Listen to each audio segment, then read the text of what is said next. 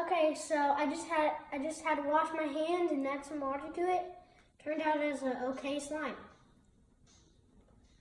Why don't you give us a recap of what you did? What's a recap? Why don't you explain everything you did to make the slime? So what I had to do is just mush up some bananas and get cornstarch. Then I thought it was a fail at that time, but then I just put some water in it. It got a lot better.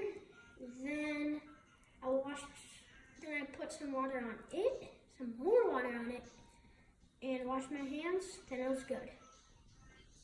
Like, should I eat it? Yeah. Oh, I don't know. It tastes okay. It's like banana flavored, but I like it. And that's one slime. We're gonna make another slime after I finish washing my hands.